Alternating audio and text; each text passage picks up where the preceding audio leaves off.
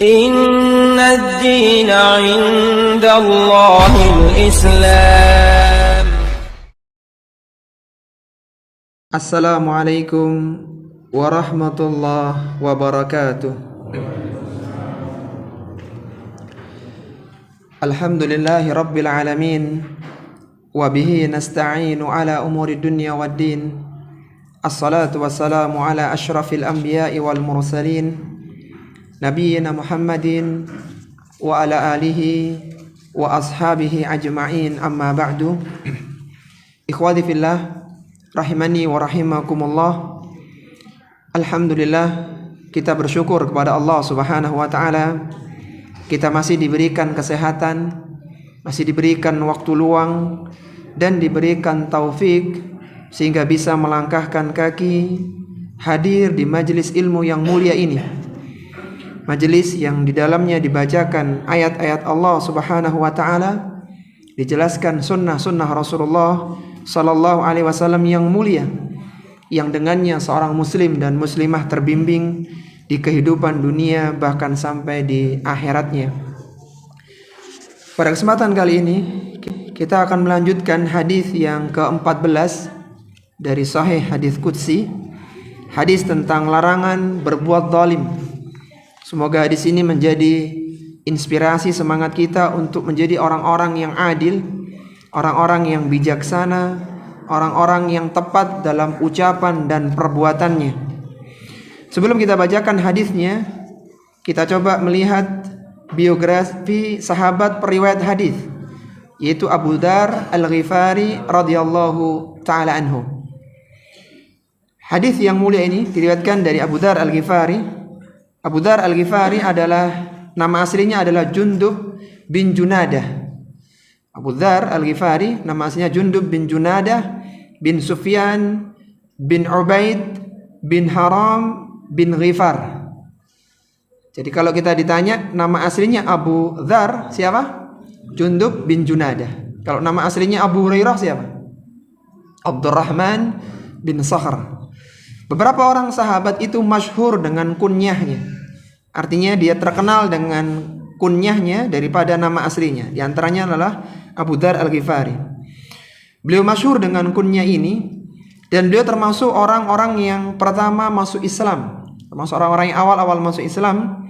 Beliau adalah sahabat besar, sahabat yang pertama kali mengucapkan salam kepada Rasulullah sallallahu alaihi wasallam di dalam Islam. Dan beliau telah berhasil mengislamkan Bani Ghifar, satu kabilah besar itu berhasil diislamkan oleh Abu Dzar Al-Ghifari karena dakwahnya. Jadi setelah dia masuk Islam, dia belajar kepada Nabi, kemudian dia mendakwahkan Islam kepada kabilahnya, dan satu kabilah Bani Ghifar itu semuanya masuk Islam. Sampai-sampai Rasulullah sallallahu alaihi wasallam bersabda, "Ghifaru ghafarallahu laha wa aslamu salamallahu." Ghifar, Bani Ghifar, semoga Allah mengampuni mereka, dan Aslam, semoga Allah menyelamatkan mereka. Dan ini menjadikan, semoga menjadi pemantik motivasi kita.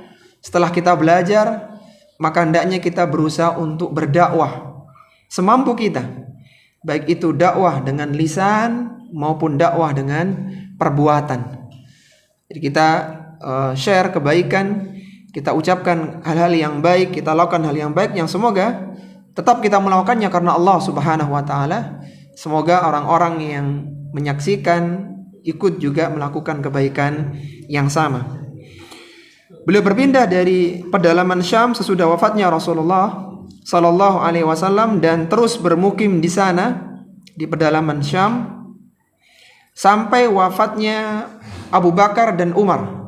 Abu Bakar dilantik sebagai seorang khalifah di tahun 11 Hijriah, dan beliau wafat 2 tahun setelah itu di tahun 13 Hijriah. Sehingga masa kekhalifahan Abu Bakar As-Siddiq itu 2 tahun saja. Dan di masa itu Abu Bakar telah melakukan banyak ekspansi, di antaranya mengirim 4 pasukan penakluk di bawah para komandan-komandan mereka. Dan salah satunya yang prestasi yang dilakukan oleh Abu Bakar As-Siddiq di tahun 13 Hijriah terjadi perang Yarmuk antara kaum muslimin dengan bangsa Romawi dan dimenangkan oleh kaum muslimin. Perang dengan bangsa Romawi itu sudah beberapa kali terjadi.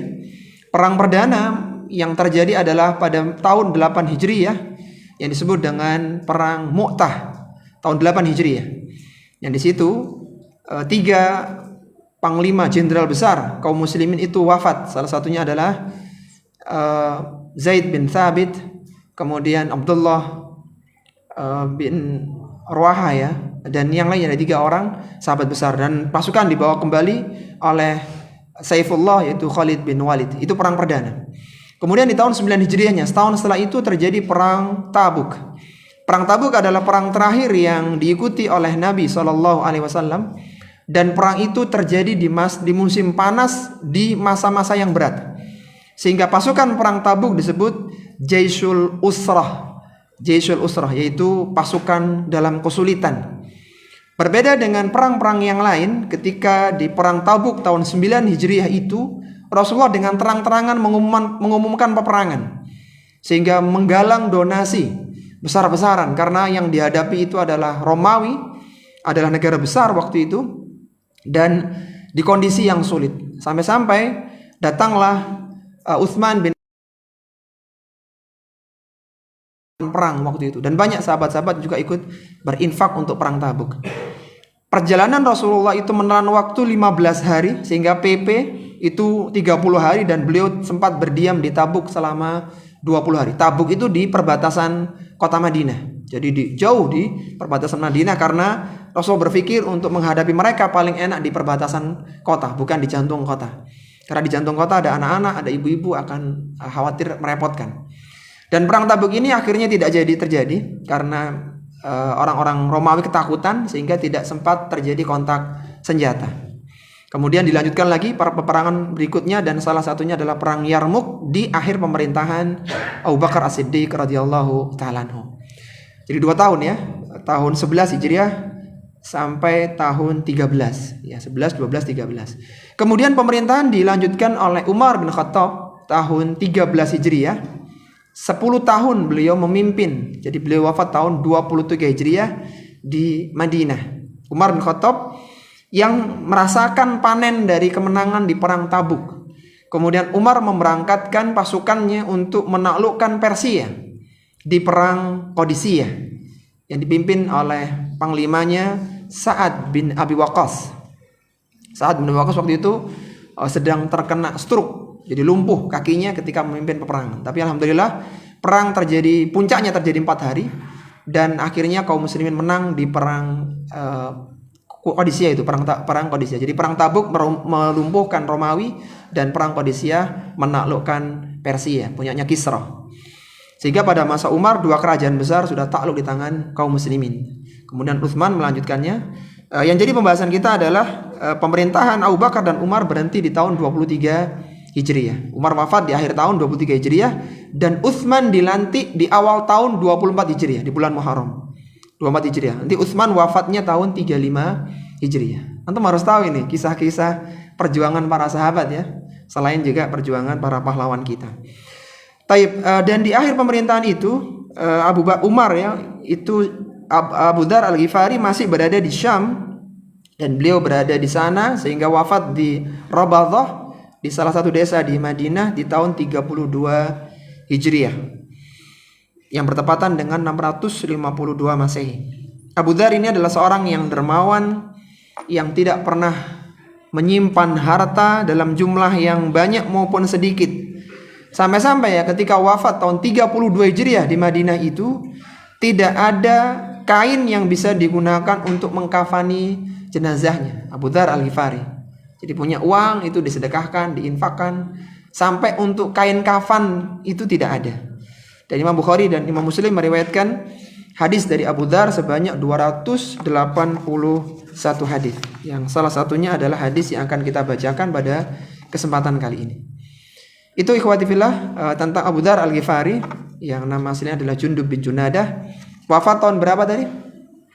32 Hijriah di Madinah. Yang ketika wafat tidak ada kain kafan yang bisa digunakan untuk menutupi jenazahnya dari harta yang dia punya. Tapi kita bacakan dulu hadisnya, hadis yang ke-14 tentang larangan berbuat zalim. Dari Abu Dzar Al-Ghifari radhiyallahu ta'ala anhu, dari Nabi sallallahu alaihi wasallam, yang beliau meriwayatkan dari Allah Subhanahu wa taala bahwa Allah Subhanahu wa taala berfirman. Jadi ini diantara uslub gaya bahasa di hadis qudsi.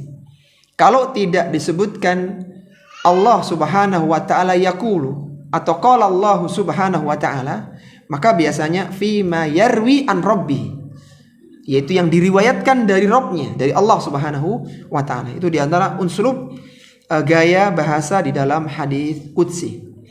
Allah Subhanahu wa taala berfirman, ya ibadi inni haramtu zulma ala nafsi wa ja'altuhu bainakum muharraman.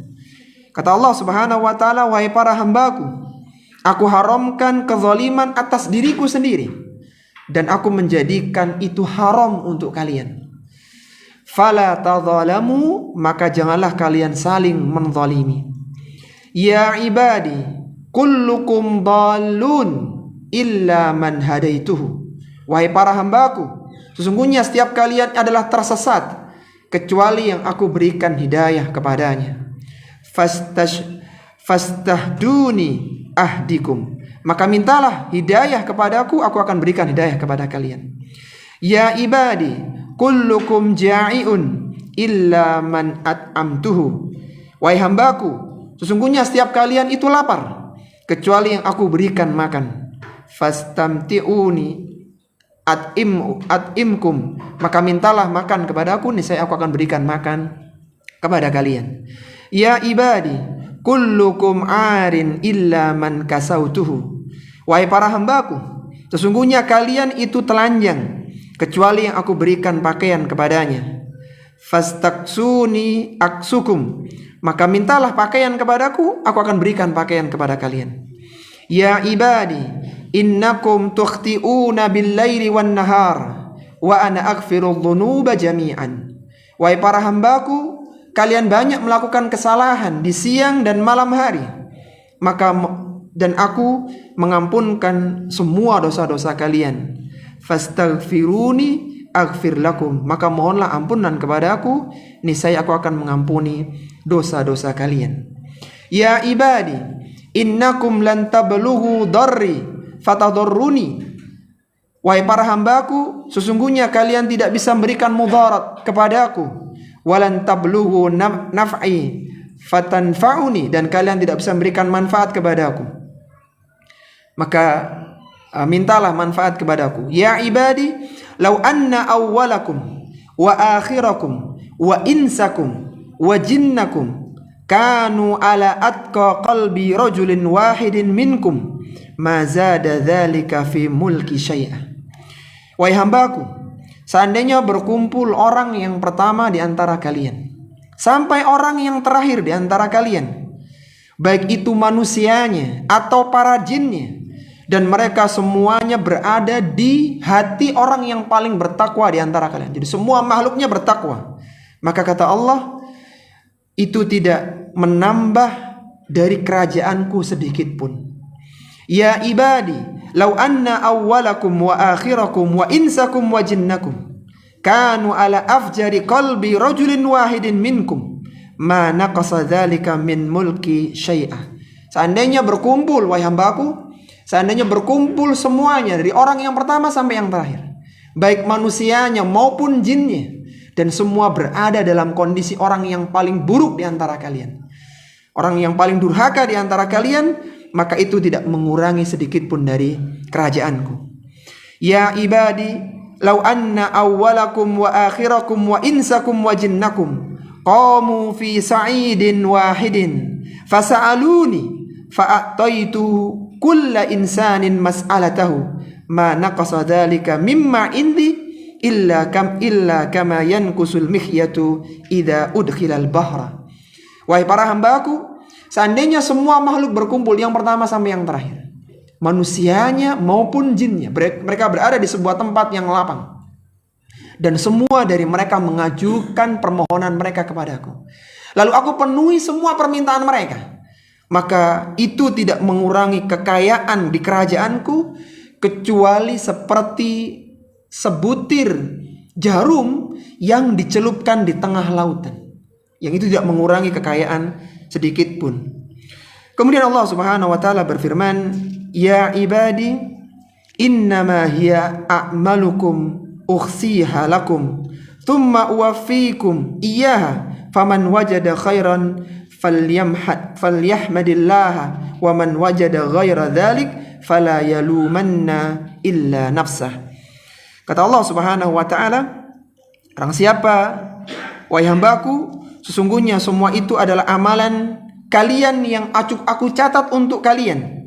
Maka barang siapa yang, dan aku berikan balasan yang sempurna, barang siapa yang mendapatkan kebaikan, hendaknya dia memuji Allah Subhanahu wa taala, dan barang siapa yang mendapatkan selain dari itu, hendaknya dia tidak menyalahkan orang lain kecuali dia salahkan dirinya sendiri. Hadis ini adalah hadis yang sahih, diriwayatkan oleh Imam Muslim dalam sahihnya nomor 2577. Lafaz ini milik Imam Muslim, diriwayatkan pula oleh Imam Al-Baihaqi dalam Sunanul Kubranya nomor 11.283 dan disahihkan oleh Syekh Al-Albani rahimahullahu taala dalam Sahih Tarhib wa Tarhib nomor 2214. Dari hadis yang mulia ini, ikhwati fillah rahimani wa rahimakumullah, terambillah 14 pelajaran.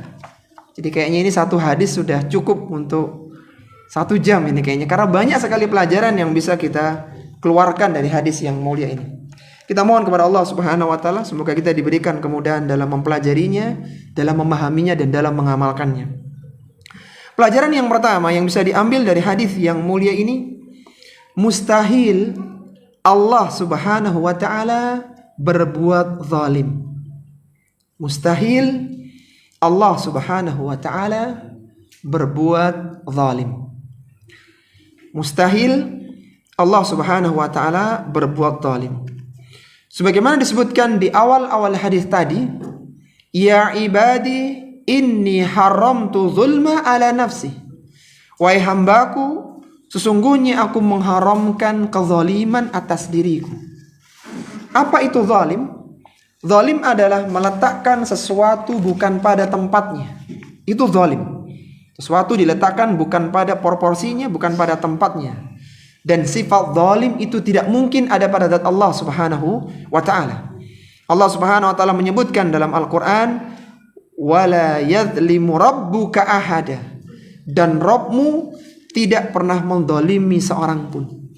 Sehingga nanti ikhwati fillah, seandainya ada syubhat yang mengatakan bahwa Allah itu, yang terkesan bahwa Allah menzalimi hambanya, terkesan begitu, maka antum harus tanamkan pada diri antum, wala yadlimu rabbuka ahada. Rabb kita tidak akan pernah menzalimi hambanya.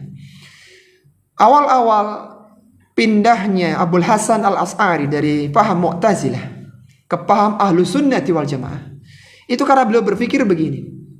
Beliau berpikir, kalau ada dua orang manusia, 2 orang anak, yang satu ini dari kecil dia berbuat baik, atau dari kecil dia berbuat buruk, dan di akhir usianya dia berbuat kebaikan.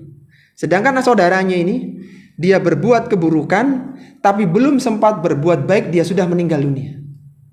Jadi dia berpikir begitu, ada 2 orang, ini sama-sama dia, cuman bedanya adalah sama-sama berbuat buruk di awal, tetapi bedanya anak yang pertama ini dia sempat bertaubat jadi orang baik di akhir usianya, sedangkan yang kedua ini sudah meninggal di usia muda sehingga nggak sempat bertaubat. Dia berpikir begini, kalau seandainya anak yang kedua diberikan usia panjang maka dia jadi orang baik, tapi karena ajal keburu mendatanginya maka dia meninggal dalam kondisi orang yang buruk. Maka siapa yang salah di sini? Padahal ajal tidak ada yang tahu, tidak ada yang menentukan kecuali siapa? Allah Subhanahu wa taala. Sehingga beliau berpikir, apakah Allah zalim? Kalau ini dipanjangkan usia jadi orang baik dia. Tapi kalau tidak, dia meninggal dalam kondisi keburukan. Dia terus berpikir seperti itu sampai akhirnya dia keluar dari pemahaman Mu'tazilahnya. Akhirnya dia meyakini bahwa yang benar keyakinan Ahlussunnah wal Jamaah. Ringkasnya begitu. Ceritanya panjang. Itu sesuatu yang menjadikan Abul Hasan Al-Asy'ari itu taubat dari Mu'tazilah dan berpindah ke Ahlussunnah. Yang penting ikhwati billah, Ketika ada syubhat yang mengatakan ini zalim bagi Allah Subhanahu wa taala, maka antum harus meyakini, fala yadzlimu rabbuka ahada. Rabb kita tidak mungkin berbuat zalim.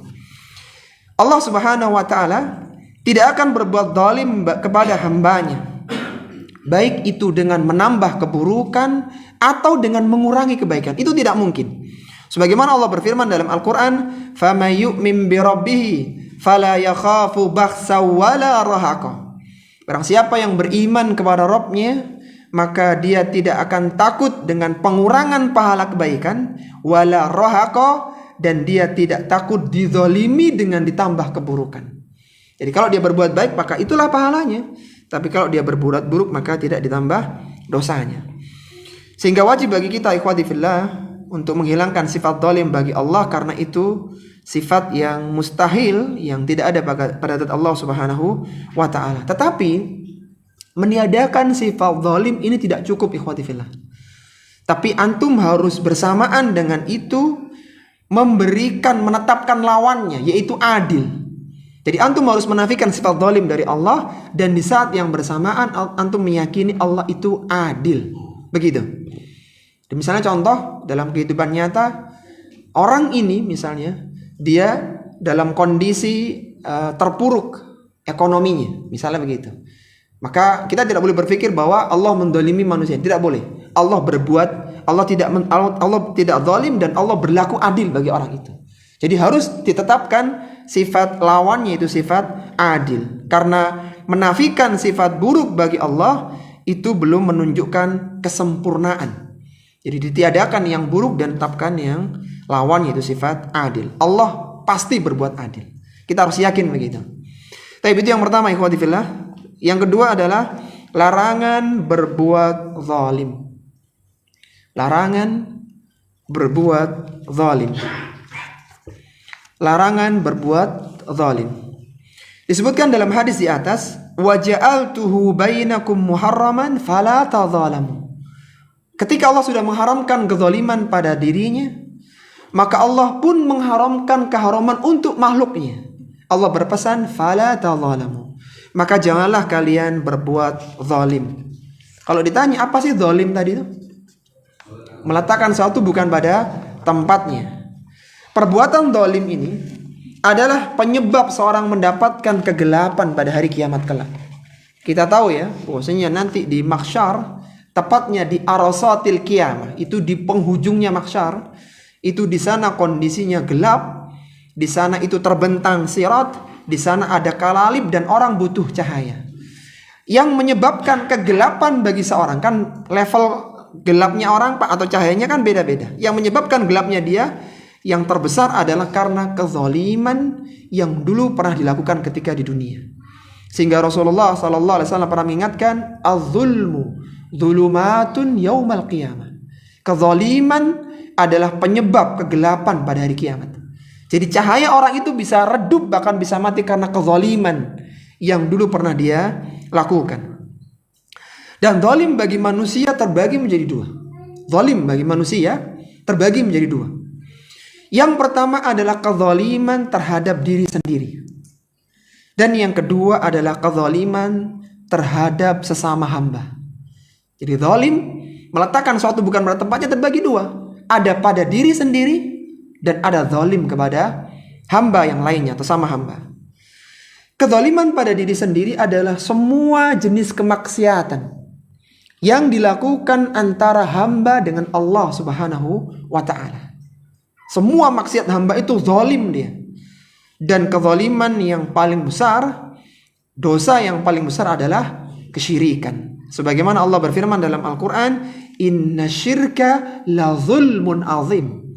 Sesungguhnya kesyirikan adalah kezaliman yang paling besar. Kesyirikan merupakan kezaliman yang terbesar karena kesyirikan itu meletakkan makhluk menempatkan sesembahan bukan pada tempatnya. Allah yang seharusnya disembah itu diberikan penyembahan kepada selainnya. Kan zalim tadi kan meletakkan sesuatu bukan pada tempatnya. Seharusnya Allah lah yang disembah diberikan kepada yang lain. Dan ini adalah kezaliman yang terbesar. Allah berfirman, wal kafiruna humuz zalimun. Dan orang-orang kafir, mereka lah orang yang berbuat zalim. Kenapa dikatakan berbuat zalim mereka ini? Kenapa orang kafir dikatakan berbuat zalim? Orang kafir menyembah siapa? Selain Allah. Penyembahan yang seharusnya diberikan kepada Allah. Kenapa diberikan kepada Allah? Karena Allah yang menciptakan dia. Karena Allah yang mencukupi semua kebutuhannya. Bahkan nanti disebutkan Allah yang ngasih makan, yang ngasih pakaian, yang ngasih hidayah. Semuanya Allah. Tapi yang disembah yang lain. Ini loh zalimnya mereka itu di sini. Jadi mereka, kata Allah, wal kafiruna humuz zalimun. Mereka orang-orang kafir adalah orang yang berbuat zalim karena meletakkan peribadahan bukan pada tempatnya. Tapi kemudian yang kedua adalah kezaliman kepada sesama hamba. Kezaliman kepada sama hamba. Dan kezaliman inilah yang dimaksudkan dalam hadis tadi. Fala tadzalamu, artinya janganlah kalian berbuat zalim pada sesama hamba. Kezaliman jenis ini, ikhwati fillah, rahimani wa rahimakumullah, adalah kezaliman yang tidak akan Allah biarkan. Allah akan menuntut hamba tersebut yang berbuat zalim pada hari kiamat kelak. Dan hati-hati dengan dosa kezaliman ini, karena orang yang berlaku zalim pada hari kiamat akan diberikan pahalanya kepada orang yang dizalimi, atau kalau tidak ada maka dosa orang yang zalimi akan diberikan kepada orang yang menzaliminya. Sebagaimana Rasulullah sallallahu alaihi wasallam pernah bersabda, "Man kanat indahu madlimatun li akhihi fastahalalhu." Barang siapa yang melakukan kezaliman kepada saudaranya, maka hendaknya dia minta dihalalkan. Minta maaf, dia minta keridhaannya. Fa innahu laisa thamma dinarun wala dirhamun. Di sana nanti pada hari kiamat, pada hari akhirat kelak, tidak ada lagi dinar maupun dirham. Min qabli an ya'khudha li akhihi min hasanatihi. Sebelum kebaikannya diambil untuk saudaranya.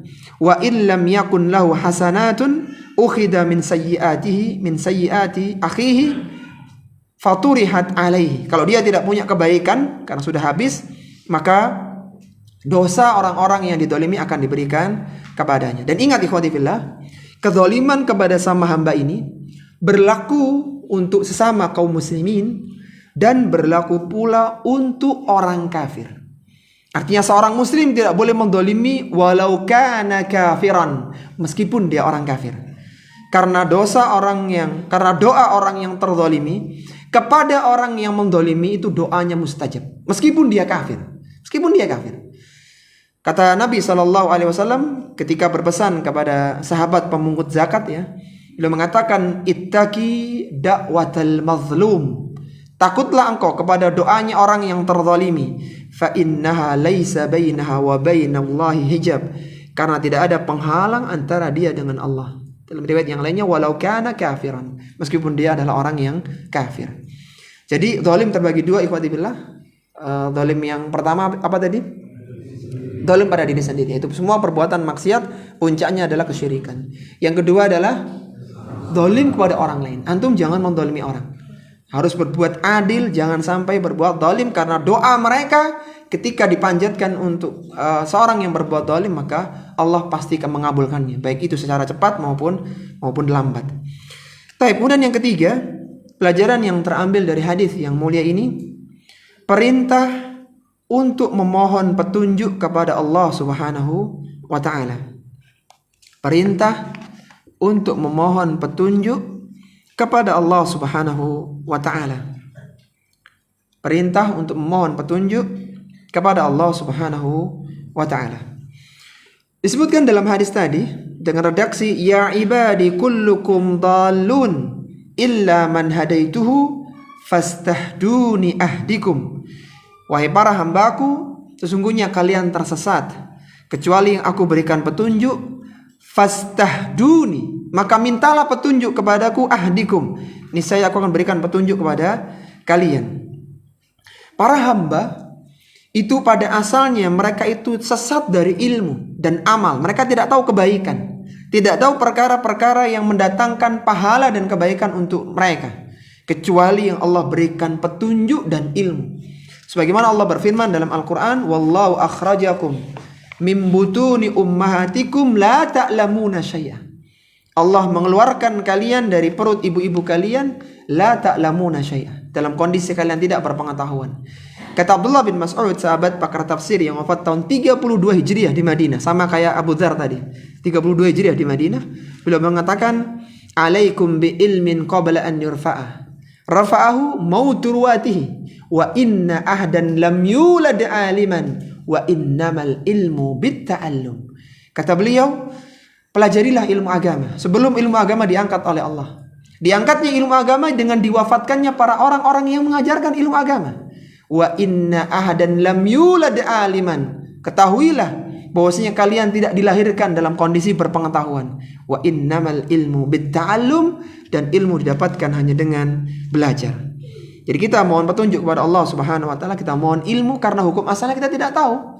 Kalau perbuatan itu mendatangkan pahala, kalau perbuatan itu mendatangkan dosa, maka kita mohon kepada Allah ilmu, petunjuk sehingga kita tahu. Dan itu masih hidayatul bayan, ikhwati fillah. Petunjuk itu terbagi dua. Ada hidayatul bayan wal irsyad, dan ada hidayatul taufik. Hidayatul bayan wal irsyad adalah pengetahuan secara teoritis. Orang kalau sholat duha pahalanya ini dan itu.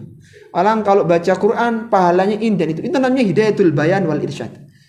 Pengetahuan secara teoritis. Tapi yang kita perlukan juga adalah hidayatul taufik. Betapa banyak orang tahu itu kebaikan tapi tidak terbetik untuk melakukan kebaikan. Kenapa? Karena nggak mendapatkan hidayatul taufik. Jadi petunjuk terbagi dua, ada bayan, dan itu bisa diberikan oleh para nabi, oleh para ulama, orang-orang yang berilmu. Mereka punya ilmunya. Tapi hidayatul taufik ini Allah yang bisa memberikannya. Makanya kita diperintahkan oleh nabi untuk memperbanyak membaca doa, Allahumma inni as'alukal huda wat-tuqa wal afafa wal ghina. Ya Allah, aku mohon kepadamu al-huda, petunjuk. Petunjuk berupa ilmu dan pengamalannya, dan ketakwaan, ifa, kesucian, dan juga kecukupan. Jadi hidayah tadi terbagi berapa ikhwati fillah? Dua. Hidayatul bayan, ya, keterangan ilmu seperti yang kita pelajari ini. Nah, ketika nanti antum melakukannya, maka antum mendapatkan hidayatul taufik. Hati ini bergerak, ada ilham, motivasi, dorongan untuk melakukan. Sehingga kita butuh ilmu untuk mendatangkan hidayatul taufik. Baik. Kemudian yang keempat, ya, pelajaran yang bisa diambil, Allah Subhanahu wa taala yang memberikan makan untuk manusia. Allah Subhanahu wa taala yang memberikan makan untuk manusia. Allah Subhanahu wa taala yang memberikan makan untuk manusia. Disebutkan pada hadis tadi, Allah Subhanahu wa taala berfirman, "Ya ibadi kullukum ja'iun illa man at'amtuhu." Wahai para hambaku, pada asalnya kalian ini kelaparan, kecuali yang aku berikan makan kepadanya. Fastat'imuni at'imkum. Maka mintalah makan kepadaku, niscaya aku akan berikan makan kepada kalian. Makanan ikhwati fillah itu merupakan salah satu sebab kehidupan manusia. Makanan, kalau tanpa adanya makanan maka manusia akan meninggal dunia. Bahkan makanan yang paling inti itu air, minuman. Itu inti. Makanya ketika Allah Subhanahu wa taala menyebutkan di dalam surat Al-Mulk, alladzi khalaqal mauta wal hayata liyabluwakum ayyukum ahsanu amala. Ketika Allah menjelaskan bahwa Allah lah yang menjadikan kematian dan kehidupan untuk menguji manusia, maka di akhir ayat yang ke-30 Allah mengatakan apa? Qul ara'aitum in asbaha ma'ukum ghaura faman ya'tikum bima'in ma'in. Kata Allah Subhanahu wa taala, maka tanyakan kepada mereka, jika air yang ada pada kalian itu mengering, sudah enggak ada lagi air yang mengalir, famayyatikum bima'in ma'in. Siapa kira yang bisa mendatangkan air untuk kalian? Kita ini hanya memproses air, ikhwah. Airnya sudah ada, tinggal kita bersihkan, kita suling, kita tata, kita dan sebagainya. Jadi kita hanya memproses. Tapi zat airnya itu dari Allah. Allah menantang mereka, seandainya air di bumi itu nggak ada, dari mana mereka bisa memproduksi air, buat airnya? Kenapa Allah sebutkan air? Karena air sumber kehidupan manusia. Orang kalau nggak makan bisa bertahan hidup beberapa hari, beberapa jam. Tapi kalau nggak minum mati dia. Sehingga kehidupan manusia tergantung dengan makanan, dan yang paling inti adalah minuman, air itu. Dan semuanya itu yang menyiapkan adalah Allah Subhanahu wa ta'ala. Semuanya berasal dari Allah Subhanahu wa ta'ala. Dengan makanan, Allah lah yang menumbuhkan tanaman sehingga mengeluarkan makanan bagi manusia. Sehingga Allah ingatkan kepada kita, "Falyanduril insanu ila ta'amih." Hendaknya manusia melihat kepada ta'am, makanan mereka. Apa yang dilihat? Lihat siapa yang mendatangkan. Anna sababnal ma'a sabba. Bukankah Allah yang menurunkan hujan dengan tercurah? Tsumma syaqaqnal arda syaqqa. Kemudian bumi dibelah sehingga keluar biji-bijian dengan tumbuh-tumbuhannya. Fa'ambatna fiha habba, sehingga tumbuh benih-benih itu. Wa inaba wa qadba, keluar anggur. Wa zaituna wa nakhla, keluar zaitun dan kurma. Allah jelaskan proses makanan itu muncul. Itu semuanya Allah. Wahada'iqa ghulba, dan taman-taman yang sangat bagus. Wa fakihata wa abba, dan buah-buahan serta rerumputan. Mata'al lakum wa li'an'amikum. Semuanya untuk kalian dan binatang ternak kalian. Jadi kenapa manusia diberikan makan? Karena untuk mereka dan untuk ternaknya. Karena ternak ini bisa digunakan untuk makan juga nanti. Digunakan, dan ternak butuh makanan, makanya dari rumput. Semuanya itu yang menyiapkan Allah. Sampai Allah jelaskan prosesnya. Allah turunkan hujan dulu, Allah belah bumi, tumbuh tumbuhan, biji-biji tumbuh sampai berbuah. Kalian yang menikmatinya. Daun-daun dimakan oleh binatang ternak. Itu semuanya Allah yang menciptakan. Maka Allah menyatakan, kalian pada asalnya itu lapar, tapi Allah lah yang berikan makan kepada kalian. Taib, itu pelajaran yang keempat. Kita berpindah ke pelajaran yang kelima. Allah Subhanahu wa ta'ala yang telah memberikan pakaian untuk manusia. Allah Subhanahu wa ta'ala yang telah memberikan pakaian untuk manusia. Allah Subhanahu wa ta'ala yang telah memberikan pakaian untuk manusia. Disebutkan dalam hadis tadi, Allah berfirman, "Ya ibadi kullukum 'arin illa man kasautuhu." Wahai para hambaku, pada asalnya kalian telanjang kecuali yang aku berikan pakaian. Fastaksuni aksukum, maka mintalah pakaian kepada aku, niscaya aku akan berikan pakaian kepada kalian. Yang menciptakan pakaian adalah Allah Subhanahu wa ta'ala. Dengan pakaian manusia terlindung, tertutupi auratnya, terlindung dari teriknya matahari dan dinginnya musim dingin, sehingga mereka bisa terjaga dan mereka lebih indah penampilannya dengan pakaian tersebut. Yang mengadakan, yang menciptakan pakaian itu adalah Allah Subhanahu wa ta'ala. Allah berfirman dalam Al-Quran, "Ya bani Adam qad anzalna alaikum libasan yuwari sawatikum warishan." Wahai anak Adam, sesungguhnya kami telah menurunkan kepada kalian pakaian untuk menutupi aurat kalian. Ini inti dari pakaian adalah menutupi aurat. Yang pertama ya. Kemudian yuwari sawatikum warisan, dan agar kalian lebih indah dengan perhiasan itu. Jadi seorang ketika berpakaian maka lebih indah. Betapa banyak orang itu jatuh muruahnya, wibawanya gara-gara pakaian yang dia kenakan. Jadi misalnya ada ulama begitu, dia pakai kaos oblong, dia pakai baju yang enggak layak untuk ulama, maka jatuh kehormatannya. Itu hanya masalah pakaian.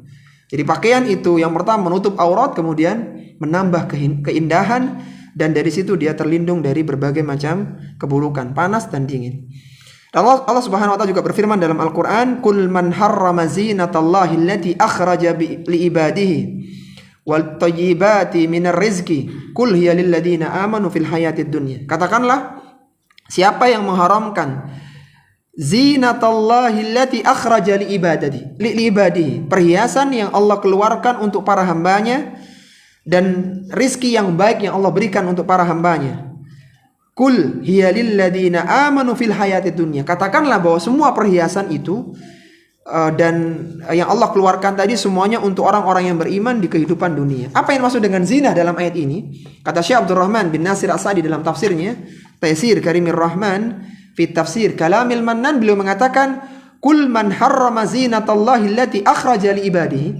Katakanlah siapa yang mengharamkan perhiasan yang Allah berikan, Allah keluarkan untuk para hambanya, kata Syekh Sa'di, min anwa'il libas ala ikhtilafi asnafihim. Itu mencakup semua macam pakaian dan berbagai bentuknya. Dari sini ikhwati fillah kita tahu bahwasanya hukum asal pakaian itu halal, kecuali yang diharamkan dalam syariat. Seperti misalnya yang pakaian zuhrah, pakaian ketenaran, kemudian pakaian yang isbal bagi laki-laki, kemudian pakaian yang untuk lawan jenis, pakaian perempuan dipakai laki-laki nggak boleh, pakaian laki-laki untuk perempuan nggak boleh, kemudian pakaian dari binatang, kulit binatang buas tidak boleh. Ada beberapa yang dilarang oleh syariat. Selebihnya hukum asalnya adalah dihalalkan. Dan kembali lagi ikhwah, bahwa semua itu yang menyiapkan adalah Allah Subhanahu wa ta'ala.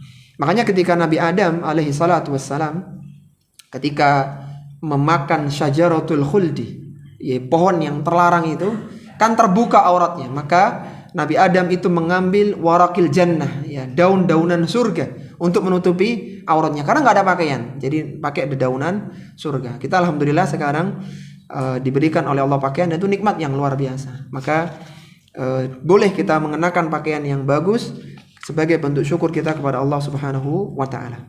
Tayyib. Kemudian yang keenam, setiap manusia pernah melakukan kesalahan. Setiap manusia pernah melakukan kesalahan. Setiap manusia pernah melakukan kesalahan.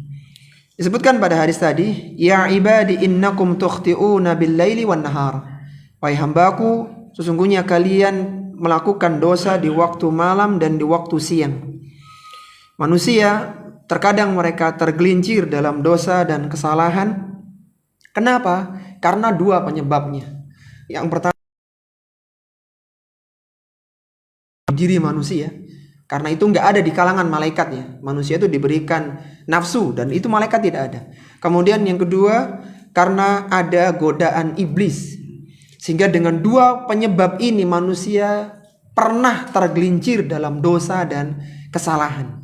Siapapun mereka, termasuk di kalangan para nabi dan rasul. Cuman bedanya kalau kesalahan mereka sudah Allah ampuni, sudah Allah maafkan, sudah Allah tutupi, sehingga tidak dibalas dengan siksaan pada hari kiamat kelak. Adapun manusia yang lain, maka mereka tergelincir dalam kesalahan, dan kita perlu mohon ampun kepada Allah Subhanahu wa ta'ala. Allah menyebutkan tentang penyebab manusia tergelincir dalam kesalahan. Kenapa tergelincir? Allah berfirman dalam Al-Quran, menyebutkan perkataan iblis dengan sumpahnya. Ia mengatakan, qala fabima aghwaytani la'aqudanna lahum siratakal mustaqim. Kata iblis, karena engkau telah menghukumku dengan kesesatan, maka aku benar-benar la'aqudanna lahum siratakal mustaqim. Aku akan halangi mereka dari jalan yang lurus. Thumma la'atiyannahum min baini aydihim. Aku akan datangi mereka dari depan, wa min khalfihim, dan dari belakang, wa an aymanihim, dari sebelah kanan, wa an syama'ilihim, dari sebelah kiri. Untuk apa? Wala tajidu aktsaruhum syakirin. Dan engkau ya Allah tidak akan mendapati mereka kebanyakan itu yang bersyukur. Makanya kalau kita lihat maksiat sekarang di mana-mana, memang itulah proyeknya iblis. Depan, belakang, kiri, kanan, semuanya diliputi dengan kemaksiatan. Di sisi lain kita juga punya kecenderungan dengan syahwat. Sehingga karena dua hal inilah, maka manusia tergelincir dalam dosa dan maksiat. Beda dengan para malaikat. Malaikat nggak punya nafsu, dan nggak ada jin yang atau iblis yang menggoda malaikat. Sehingga mereka tidak pernah bermaksiat kepada Allah Subhanahu wa ta'ala. Maka karena kita tergelincir dalam kesalahan dengan dua penyebab tadi, kita harus senantiasa mohon ampun kepada Allah Subhanahu wa ta'ala. Sehingga manusia yang terbaik bukanlah yang tidak pernah melakukan kesalahan karena tidak ada, tapi yang segera bertobat ketika terjerumus dalam dosa dan kesalahan. Taib. Kemudian pelajaran yang ketujuh, ya, Masya Allah, masih separuh perjalanan ini. Ada 14 pelajarannya.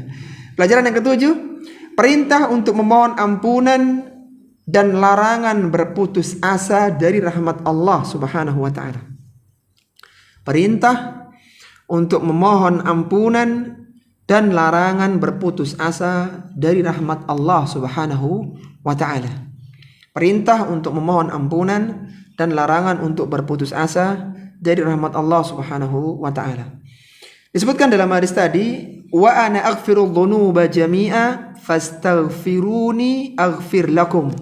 Sedangkan aku mengampuni semua dosa-dosa kalian, maka mintalah ampunan kepadaku, niscaya aku akan mengampuni dosa-dosa kalian.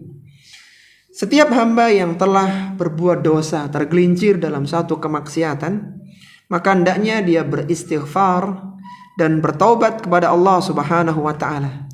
Dan yang lebih penting, dia tidak boleh berputus asa dengan dosa yang telah dilakukannya. Ini penting. Karena banyak orang itu karena tergelincir lagi di kesalahan yang sama. Karena itulah manusia. Jadi setan itu bisa mati ya. Iblis, jin itu bisa mati. Yang nggak bisa mati itu iblisnya, yang terbesarnya, yang tertingginya. Karena iblis itu tidak mati, maka iblis tahu, karena sudah trial and error berkali-kali, tahu orang itu tergelincir di mana dia tahu. Ada yang tergelincir dengan hartanya, dengan kedudukannya, dengan wanita, dengan celaan manusia, macam-macam. Dan iblis itu tahu orang itu tergelincir di mana. Sehingga biasanya iblis akan mengulang cara yang sama untuk menggelincirkan manusia. Makanya di antara cara taubat, ikhwati fillah, di antara cara taubat yang efektif selain kita beristighfar, mohon ampun, maka berusahalah untuk menghilangkan sarana-sarana maksiat. Jadi kalau orang itu benar bertobat, dia harus menghilangkan semua sarana maksiat. Apapun yang menjadikan dia bertemu dan melakukan maksiat itu, maka dihilangkan. Termasuk nomor-nomor orang-orang yang gak benar, artinya teman-teman yang mengajak dia ke situ, dia hapus semuanya, diblokir dan dihilangkan. Karena akan ada masa yang akan terjadi kejadian yang sama, mirip dengan kejadian waktu dia tergelincir yang pertama. Terus seperti itu. Sehingga Rasulullah SAW bersabda, kullu bani Adam khata' wa khairul khata'ina tawwabun. Setiap anak Adam itu pasti pernah berbuat kesalahan, dan sebaik-baik yang berbuat kesalahan adalah yang bertobat kepada Allah Subhanahu wa taala. Yang terpenting ikhwah, kita tidak boleh berputus asa dari rahmat Allah Subhanahu wa taala. Meskipun kita tergelincir di dosa untuk kesekian kalinya. Tergelincir, taubat, gelincir, taubat, tergelincir, taubat. Meskipun kesekian kalinya, antum tidak boleh bahwa aku sudah terlalu banyak dosa, tidak boleh begitu. Tapi antum harus katakan, aku punya Rabb yang bisa mengampuni semua dosa dan kesalahanku. Harus begitu. Itu kalau sudah terjadi ya. Kalau belum terjadi jangan. Karena kalau belum terjadi nanti jadinya jadi harapan palsu. Tenang aja, maksiat insya Allah ampuni. Tapi ketika sudah terjadi, maka setan akan membisikkan yang kedua. Udah kadung terlanjur, sekalian aja sudah. Maka dibalik bantah itu bahwa enggak, aku punya Rabb yang Maha Pengampun. Aku harus bangkit, mohon ampun kepada Allah. Dan yang perlu kita tahu ikhwati fillah, Allah itu lebih suka dengan taubatnya seorang hamba daripada seorang yang menemukan perbekalannya yang hilang di padang pasir. Jadi ada kisah ikhwah, ada seorang yang membawa tunggangan dan perbekalannya. Dia berangkat ke padang pasir, kemudian dia lelah, dia tidur. Diletakkan ontanya di sebelahnya. Kemudian ketika bangun, ontanya hilang. Padahal makanan, minuman semua di padang pasir, bukan di kota kayak kita sekarang banyak makanan. Padang pasir. Dia cari kemana-mana nggak ada ontanya sampai dia letih, dia ketiduran karena keletihan. Kemudian dia bangun dan dia dapati ontanya di hadapannya. Maka saking senangnya dia mengatakan, ya Allah, antal abdi wa ana rabbuk. Wahai Rabb, ya Allah, engkau adalah hambaku, aku adalah Tuhanmu. Saking senangnya, bisyiddatil farah kata Nabi. Karena saking senangnya, ketemu nih ontanya dan makanannya. Kebalik dia bicara. Maka Rasul mengatakan, Allah lebih senang dengan taubatnya seorang hamba daripada orang ini menemukan ontanya. Allah lebih senang dengan taubat seorang hamba. Maka kita harus membuka harapan ketika tergelincir dalam maksiat bahwa Allah adalah zat yang maha penerima taubat.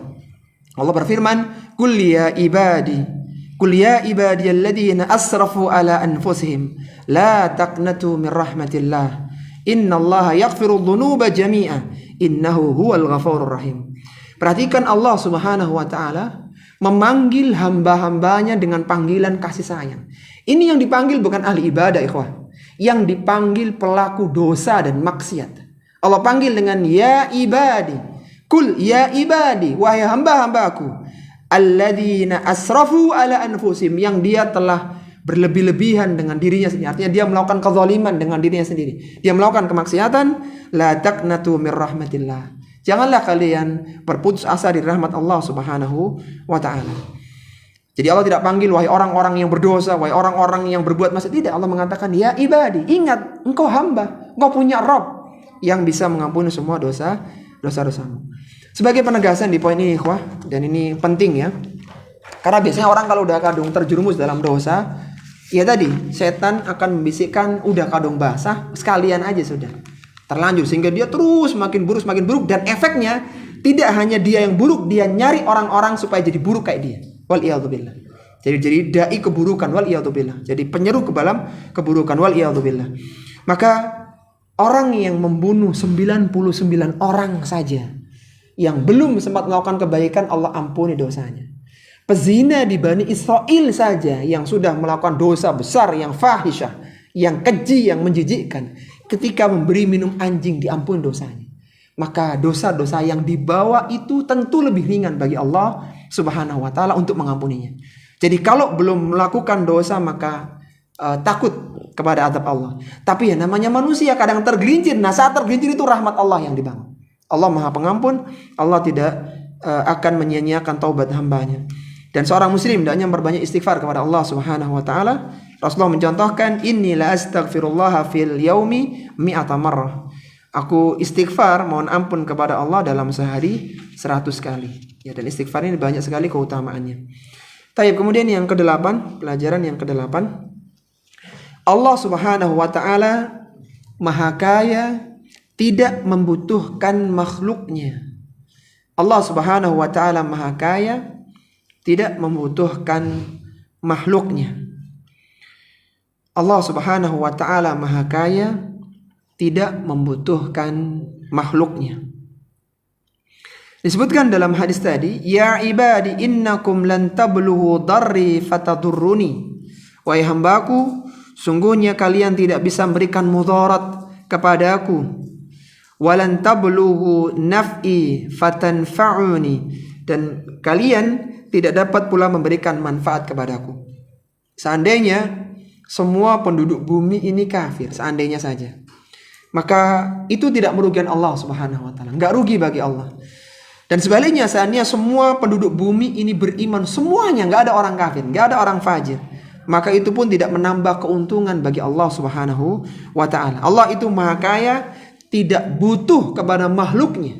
Bahkan makhluklah yang butuh kepada Allah Subhanahu wa ta'ala. Maka dari situ ikhwah, jangan sampai terfikir bahwa kebaikan yang kita lakukan itu bermanfaat untuk Allah. Tidak, itu untuk kita. Allah tidak butuh kepada kebaikan kita.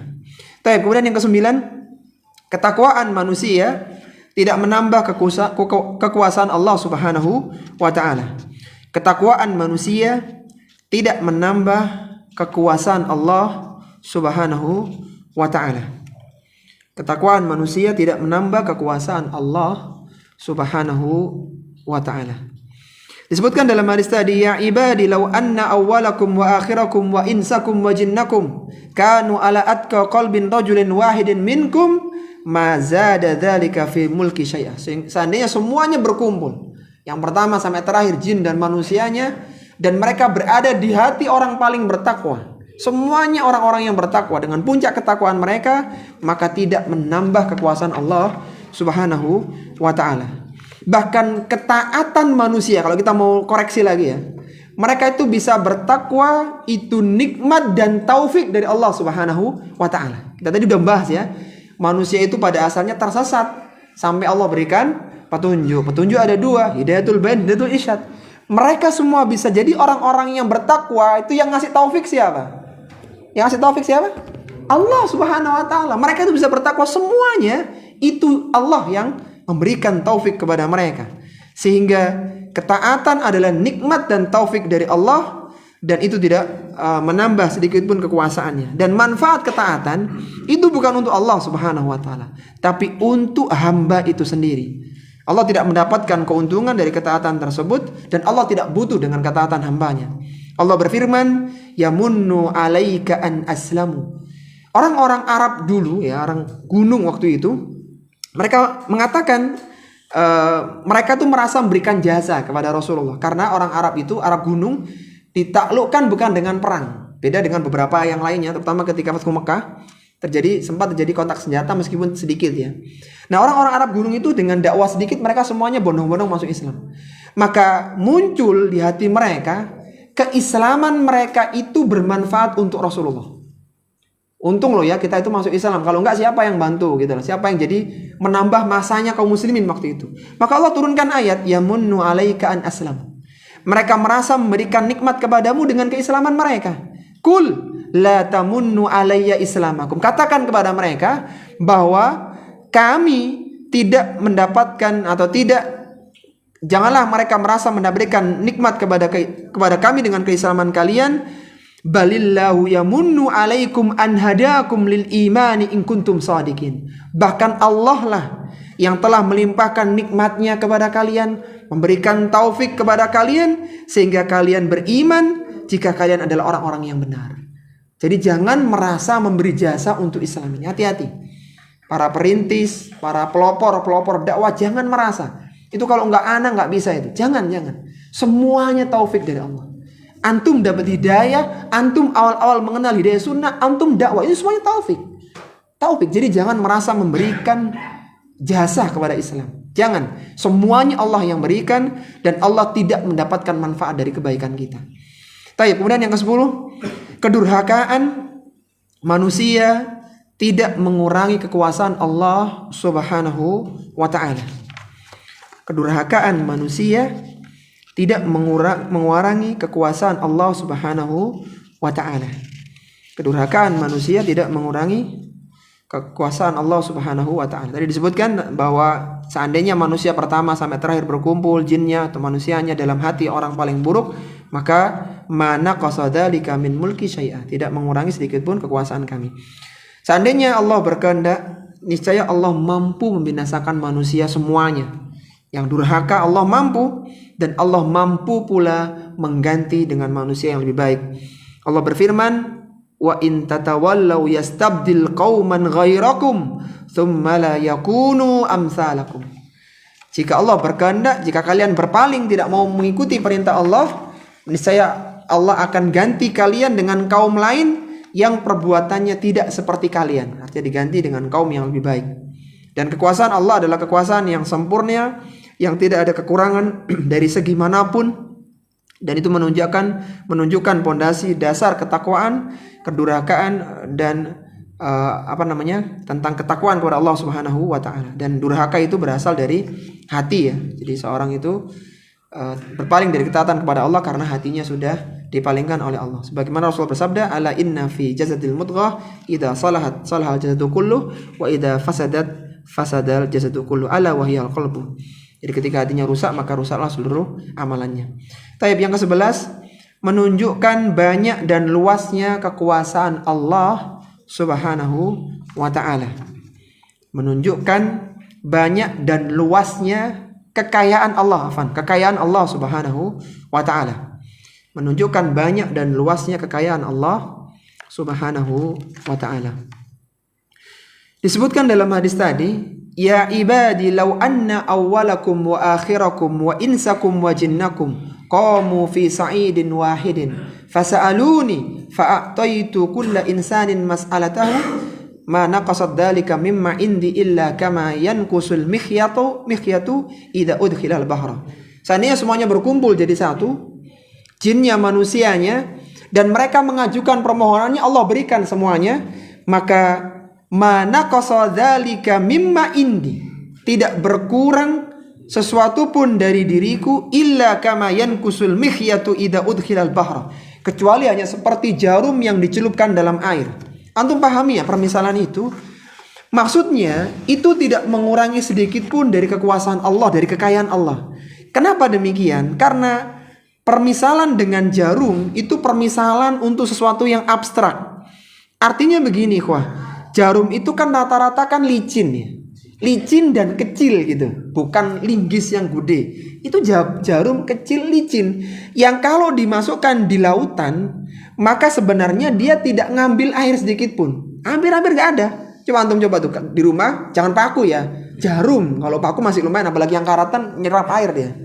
Jarum antum masukkan, itu antum angkat, hampir-hampir gak ada yang netes. Artinya sebenarnya gak ada sedikit pun yang ngurangi kekuasaan Allah. Karena sifat jarum yang kecil, sifat jarum yang licin, maka tidak ada yang berkurang. Andai kata berkurang satu tetes seandainya, gak ada apa-apanya dibandingkan dengan lautan yang sangat luas sekali. Itu semua menunjukkan perbendaharaan kekayaan Allah yang sangat luar biasa, yang tidak akan pernah habis.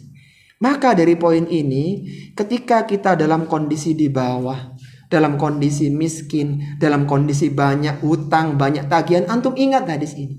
Antum itu punya Rob yang maha kaya loh. Antum punya Rob yang maha semuanya, memiliki kekayaan. Yang kalau antum minta, jangankan antum, semua manusia minta kayak permintaan antum, utang lunas, tagihan nggak ada, semuanya sudah. Allah berikan itu seperti jarum, nggak ngurangi kekuasaan Allah sama sekali. Dan Allah maha kaya. Banyak sekali kisah, ikhwah. Jadi ada kisah yang sampai ke kita. Ada orang itu dia meninggalkan pekerjaannya karena ingin lebih dekat dengan Allah Subhanahu Wa Taala. Dia keluar dari tempat kerjanya. Kita nggak bahas ya keburukannya ya. Intinya dia keluar dan dia wirausaha. 3 bulan dia itu nggak dapat uang seperti yang dia dapatkan mapan ketika masih bekerja di lembaganya tersebut. Kemudian sampai dia datang ke masjid, sholat 5 waktu kan dia pengen 5 waktu dia meninggalkan salah satunya karena ingin rutin jamaah di masjid. Dia keluar dari tempat perusahaannya, kemudian dia datang ke masjid habis sholat asar kalau tidak salah itu ceritanya. Dia ketemu sama seorang, ringkasnya dia ketemu sama manajer perusahaan yang butuh jasa dia. Butuh jasa orang ini. Dia punya kelebihan, dia bisa ngitung masalah apa gitu ya, dia punya kelebihan. Ringkasnya dikasih job sama orang tadi dan diselesaikan dengan cepat karena itu pekerjaan yang biasa dia selesaikan di perusahaannya. Setelah selesai dia berhasil menyelamatkan perusahaan itu dari masalah hutang ya. Kemudian diberi gaji yang cukup besar. Diberi upah cukup besar. Apa kata dia, ikhwan? Dia katakan, Ustadz,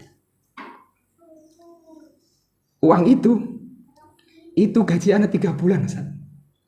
Jadi dia itu nggak dapat gaji 3 bulan, hanya kerja beberapa pekan, dia dikirimi uang dari perusahaan tadi itu sama dengan gaji dia 3 bulan yang biasa didapatkan di perusahaan tadi. Dia dapat sekitar ratusan juta waktu itu. Karena dia menyelamatkan dari hitung-hitungan yang sempat melilit perusahaan itu. Artinya begini, ikhwatifillah, kan kayaknya nggak mungkin gitu loh dalam waktu hanya beberapa saat mendapatkan ratusan juta. Tapi ingat loh, Allah maha kaya. Ketika kita benar-benar mendekatkan diri kepada Allah, Allah bisa dengan mudah mengirimkan uang untuk kita. Ingat bahwa kita memiliki Rabb yang maha kaya, sehingga lilitan, hutang, permasalahan itu semuanya mintakan kepada Allah. Dan itu tidak mengurangi sedikit pun kekuasaan Allah Subhanahu wa Ta'ala. Taib, di poin yang ke-12 ya, Masya Allah. Tinggal sedikit waktu kita ini. Ya, sabar ya. Poin yang ke-12, amalan manusia dicatat dan akan diberikan balasan. Amalan manusia dicatat dan akan diberikan balasan. Amalan manusia dicatat dan akan diberikan balasan. Disebutkan dalam hadis tadi, wahai hambaku, sesungguhnya semua amalan kalian, semua itu adalah amalan kalian yang aku catat untuk kalian. Tsumma uwaffikum iyyaha, kemudian aku membalasnya untuk kalian. Kita sudah membahas kemarin, satu kebaikan dilipat gandakan 10 sampai 700 kali lipat, bahkan berlipat-lipat. Dan semuanya Allah berikan balasannya untuk kita. Bayangkan ya, seandainya kita merekrut seorang sekretaris, admin, untuk nyatet pahala kita, kebaikan kita, itu betapa lelahnya. Masya Allah, Allah sudah sediakan yang bagian pencatat. Sudah gitu, hitungannya dikasih rumus pengalian yang luar biasa. Kita beramal nggak seberapa, amalan kita tenang, sudah ada yang nyatet, dan amalan kita sudah dihitung bobot kebaikannya. Itu semuanya Masya Allah kebaikan dari Allah Subhanahu wa Ta'ala. Betapa repotnya seandainya kita tidak ada malaikat, semua kebaikan udah ditulis, sedekah hari ini sekian juta, belum ada yang nyatet, repot antum nanti. Itu buku pembukuannya bisa sekian halaman. Tapi Allah berikan fasilitas, Allah lah yang mencatatkan untuk kalian, dan Allah yang akan berikan balasan yang berlipat ganda untuk kalian. Kita harus bersyukur kepada Allah Subhanahu wa Ta'ala. Yang ke-13, terlaksananya amalan kebaikan hanya dengan pertolongan dari Allah Subhanahu wa Ta'ala. Terlaksananya amalan kebaikan hanya dengan pertolongan dari Allah Subhanahu wa Ta'ala. Terlaksananya amalan kebaikan hanya dengan pertolongan dari Allah Subhanahu wa Ta'ala. Disebutkan dalam hadis tadi ya, di bagian-bagian akhir, faman wajada khairan falyahmadillah. Barang siapa yang nanti ketika hari kiamat dia mendapati catatan amalannya itu isinya kebaikan semuanya. Salat berjamaah, baca Quran, dzikir, hadir kajian, semuanya baik-baik. Maka kata Allah, falyahmadillah, ingat kalian harus bersyukur kepada Allah. Karena semuanya Allah yang berikan taufik kalian. Allah mudahkan jalan kalian ke masjid. Allah mudahkan rizki kalian sehingga bisa berinfak. Allah ketemukan kalian dengan orang-orang baik. Semuanya itu kebaikan. Maka falyahmadillaha, maka kalian harus memuji Allah Subhanahu wa ta'ala, karena semuanya terwujud hanya dengan pertolongan dan taufik dari Allah Subhanahu wa ta'ala. Sebagaimana perkataan Al-Imam Al-Baghawi, anna ahadan la ya'malu khairan illa bitaufiqillah wala syarran illa bihudlani. Tidaklah ada seorang hamba yang bisa melakukan kebaikan kecuali dengan taufik Allah, dan seorang tidak melakukan keburukan kecuali yang ditelantarkan oleh Allah Subhanahu wa ta'ala. Maka kalau kita bisa melakukan kebaikan, jangan ujub, jangan sombong, tapi kembalikan ini semua taufik, kemudahan, pertolongan dari Allah Subhanahu wa ta'ala. Tapi sebelum ke poin yang terakhir, yang ke-14, kita coba murojaah ya, sambil menunggu mungkin ada yang ketinggalan dalam menulis faedah-faedahnya. Apa tadi pelajaran yang pertama, faedah yang bisa kita keluarkan? Mustahil Allah Subhanahu wa ta'ala berbuat zalim. Yang kedua, larangan berbuat zalim.